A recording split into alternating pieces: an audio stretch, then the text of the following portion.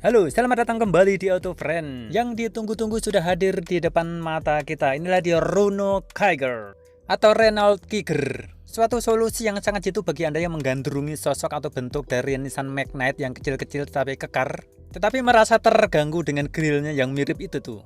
Mirip Datsun. Nah, Renault Kiger ini tampil dengan desain atau fascia depan yang nyaris tanpa cacat. Begitu sulitnya untuk mengkritisi fascia atau penampilan depan dari Renault Kiger ini, yang begitu keren dari berbagai sisi maupun dalam setiap detail-detailnya. Oke, sekarang kita akan lihat secara keseluruhan maupun secara detail-detailnya penampilan keren dari jagoan Renault ini yang masuk di kelas yang begitu ramai, yaitu subcompact SUV, di mana kelas ini sudah begitu penuh sesak sejak kehadiran Kia Sonet disusul dengan Nissan Magnite, dan terakhir begitu booming-boomingnya Toyota Raize dan juga Daihatsu Rocky. Dan apabila kita lihat penampilan depannya, mobil ini sepertinya sangat-sangat menjanjikan dan begitu berpotensi untuk dapat mencuri perhatian lebih di kelas ini. Karena penampilan depannya yang begitu keren dan ganteng dan nyaris tidak bisa dikritisi atau dicari kejelekannya. Pada bagian atas ini lampunya sipit adalah merupakan lampu di era LED dan juga lampu sen. Sementara logonya begitu tebal dan besar dominan, dengan diberikan list berwarna hitam doff yang begitu kekar yang melambangkan ketangguhan, dan juga bentuk dari grillnya berupa dua bilah krom yang membentuk sayap yang diakhiri dengan lampu DR LED yang begitu tajam pada bagian ujung-ujungnya. Dan apabila kita lihat dari depan sini, seolah proporsinya begitu pas antara grill, logo, lampu atas yang sipit. Begitu pula housing lampu bawah yang terdiri lampu jauh pada bagian dalam dan lampu dekat pada bagian luar dan fog lamp. Begitu juga pada detail di sekitaran lampu utama ini. Terdapat seperti selongsong pelindung berwarna hitam doff dengan detail yang begitu diperhatikan. Nah, kemudian pada bagian bawahnya terdapat kisi udara. Dan yang paling keren adalah 3 buah lampu utama ini dengan tulisan Pure Vision. Mobil ini selalu membuat kita semuanya berpikir keras untuk mencari apa yang masih kurang bagus dari desain eksterior atau penampilan depan mobil ini. Begitu juga dengan bagian bawahnya yang seolah tidak mau kalah keren dari bagian yang lainnya, yaitu terdapatnya sebuah front lip spoiler yang begitu tajam dan racing, melengkapi penampilan keren pada bagian depannya. Ini yang bagian bawah grillnya ini mirip seperti CR-V kura-kura itu, ya nggak sih? Oke, sekarang kita melihat dari bagian samping. Kita lihat sosoknya masih sama persis dengan Nissan Magnite, hanya perbedaan pada desain velgnya saja. Dengan ciri khas dari Renault, yaitu aksen hitam pada bagian bawah itu bukan merupakan side body molding yang 3D atau tebal, tetapi hanya merupakan tempelan stiker hitam doff biasa. Sementara itu pada bagian velgnya menggunakan velg dengan ukuran ring R16 dengan menggunakan desain dual tone atau dua warna, dengan corak mirip kepala kambing atau lambang Aries dengan merek ban Wanderer atau penjelajah. Sementara ukuran bannya adalah 195/60R16. Bannya juga merek India karena mobil ini CBU dari India. Kemudian di bagian atas ada seperti kisi udara palsu. Harusnya di sini ada tulisan tipe ya, misalnya RXZ, RXL atau RXT, tetapi kosong saja karena alasannya adalah mobil yang didatangkan ke Indonesia ini hanya tipe tertinggi saja atau tipe RXZ. Tapi ya lebih bagus kalau dikasih tulisan atau emblem sih, misalnya emblem turbo atau emblem Renault atau emblem Kiger gitu. Jadi kesannya tidak terlalu polos gitu. Kemudian untuk masalah warnanya, warna biru ini adalah warna andalannya atau hero colornya. Selain ini ada warna putih, merah, dan juga silver. Dan konon khusus untuk Indonesia akan disediakan warna hitam. Jadi kalau hitam dia tidak dual tone tetapi semuanya hitam alias full black, karena konon katanya berdasarkan survei mereka bahwa konsumen di Indonesia masih sangat menyukai warna hitam yang terkesan gagah begitu. Oke, selanjutkan kita tampilnya pada bagian belakang. Ternyata tidak kalah keren atau bahkan lebih keren dari bagian sampingnya, terlebih pada bagian kombinasi lampu belakang yang membentuk huruf C atau C-shape khas Renault. Seperti pada Koleos, kalau Koleos itu kan C-shape-nya pada bagian depan, kalau ini pada bagian belakang. Kemudian di bagian bawah terdapat rear diffuser berwarna silver. Di atasnya terdapat aksen memanjang berwarna hitam doff dan juga sensor parkir 3 titik pada bagian atasnya. Kemudian di bagian tengahnya terdapat tulisan Kiger yang terletak di bawah logo Renault, di mana pada bagian tengahnya terdapat kamera belakang. Sehingga sekali lagi bahkan pada bagian belakang ini pun tidak terdapat penanda dari varian atau trimnya, tidak terdapat tulisan RXZ atau apa, hanya terdapat tulisan turbo dan Xtronic yang menginformasikan bahwa mobil ini menggunakan transmisi CVT. Kami sangat suka sekali dengan desain C-shape pada bagian lampu belakang Kiger ini. Desainnya terlihat begitu dinamis. Kemudian pada bagian tengah terdapat rear wiper, dilengkapi pula dengan rear defogger. Dan juga pada bagian pilar C, ini adalah bagian yang paling menarik dari mobil ini, terutama pada bagian spoiler atasnya. Kalau dari atas terlihat seperti sebuah kacamata, dilengkapi dengan garis-garis aerodinamika pada bagian pinggir-pinggirnya nih. Terkesan begitu diperhatikan desainnya atau detailnya, sehingga memberikan nilai estetika yang sangat baik pada bagian sini. Kemudian pada bagian atasnya terdapat antena shark fin dan juga terdapat high mounted stop lamp pada bagian upper spoilernya. Pada bagian atap juga terdapat tekstur atau garis untuk dapat lebih mengesankan aerodinamika yang lebih bagus. Juga ada roof rail pada bagian atas ini berwarna silver dengan landasan berwarna hitam.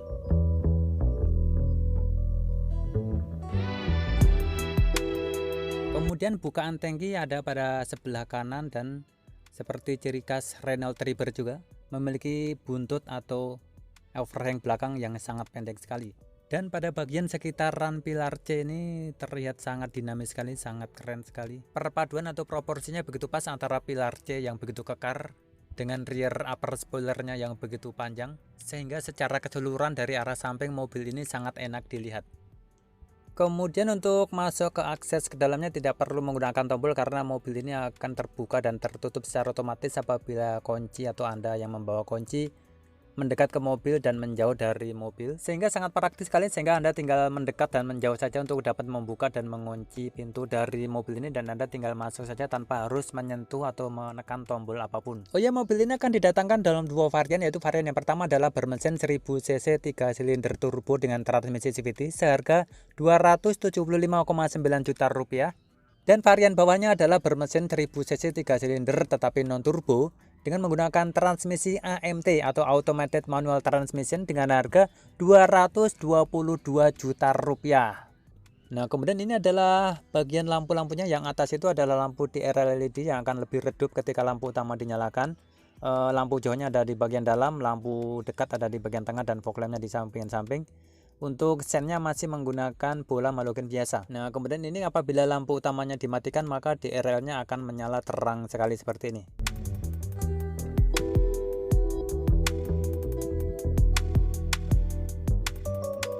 Akan tetapi pada bagian belakang semuanya masih menggunakan lampu bola halogen biasa, baik lampu rem dan juga lampu sennya pada bagian samping dan juga lampu kotanya. Sedangkan pada bagian bawahnya hanya terdapat reflektor atau lampu pantul saja.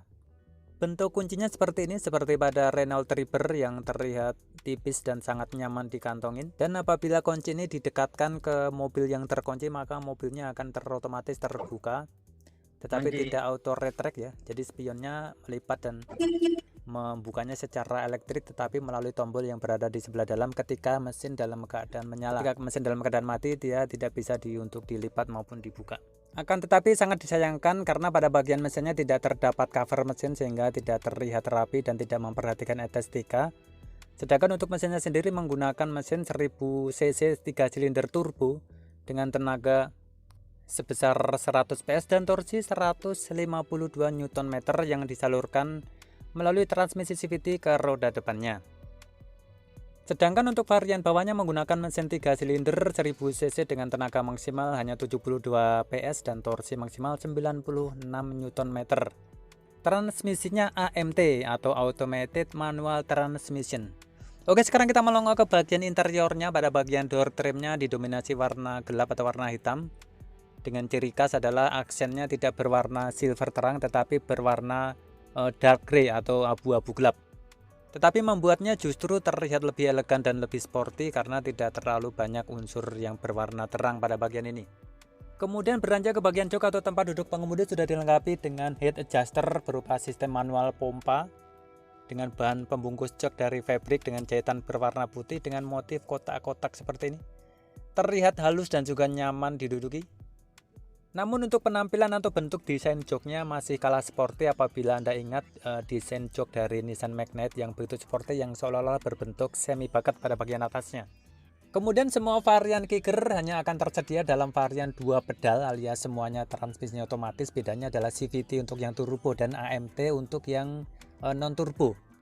Kemudian terdapat tombol headlamp leveling. Kemudian pada bagian kisi AC-nya terdapat tulisan clean air atau udara bersih.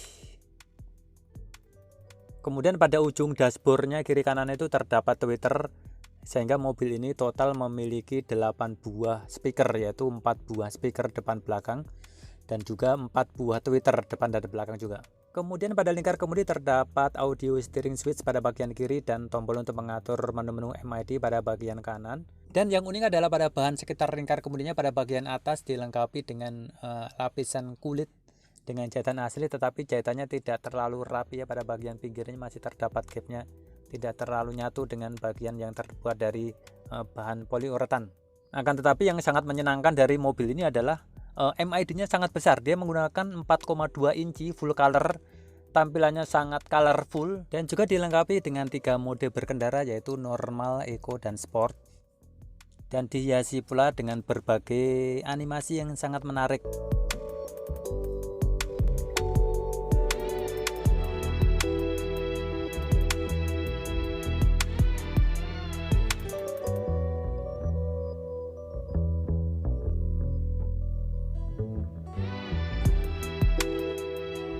Kemudian pindah ke bagian head unitnya, mobil ini sudah dilengkapi dengan konektivitas yang sangat lengkap, yaitu memiliki konektivitas Android Auto dan Apple CarPlay yang bahkan hebatnya tidak membutuhkan kabel alias wireless. Dan juga head unitnya ini memiliki pengaturan yang terintegrasi ke mobil karena bisa mengatur tampilan kamera belakang dan juga menu pengaturan mode eco.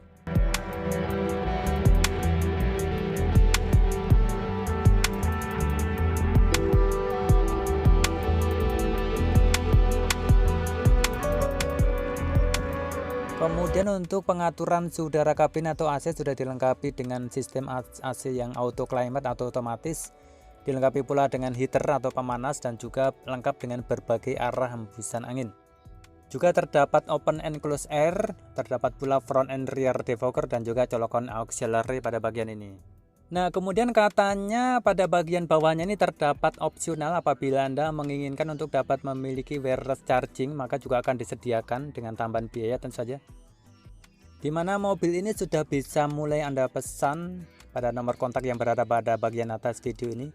Tetapi untuk ketersediaannya tentu saja Anda harus bersabar karena seperti kita tahu terjadi lonjakan kasus COVID di India, yang merupakan negara asal dari mobil ini, sehingga mungkin akan mengalami ketersendatan dalam penyediaan unitnya sampai dengan tersedia di Indonesia.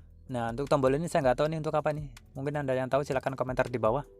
Kemudian pada bagian belakangnya terdapat suatu kejanggalan sedikit, yaitu untuk rem parkirnya atau parking brake-nya terletak pada sisi sebelah kiri, alias lebih dekat ke penumpang sebelah kiri daripada pengemudi, tapi tidak menjadi suatu masalah.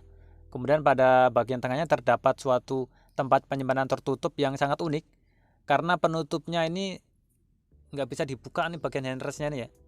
Jadi penutupnya model selerek dari depan sampai ke belakang dan dia bisa ngerogoh sampai dengan dalam. Jadi tidak perlu membuka handrest ini ya. Ini handrestnya nggak bisa dibuka, ini dipaksa takut rusak. Bisa nggak ini?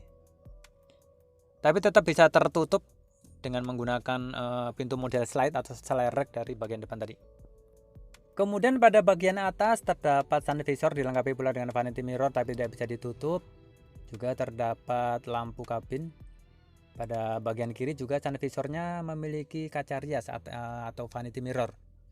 Dan pada bagian plafon tentu saja polos, tidak terdapat apapun, tidak terdapat sunroof pada harga segini. Dan inilah dia layout dari door trim sebelah kiri. Kemudian untuk kepraktisannya mobil ini juga patut diacungi jempol karena memiliki tempat penyimpanan yang double atas dan bawah. Pada bagian atas ini tidak terdapat chiller karena chillernya terdapat pada bagian bawah. Seperti pada Triber. Ini pada bagian bawah ini. Nah tuh lubang chillernya ada pada bagian pojok tuh. Bisa dibuka, bisa ditutup. Kalau nggak perlu, kalau nggak ada minuman, nggak usah dibuka. Nah kemudian ada yang sedikit unik yang menjadi ciri khas pada mobil ini pada bagian aksen dashboard yang berwarna grey tadi.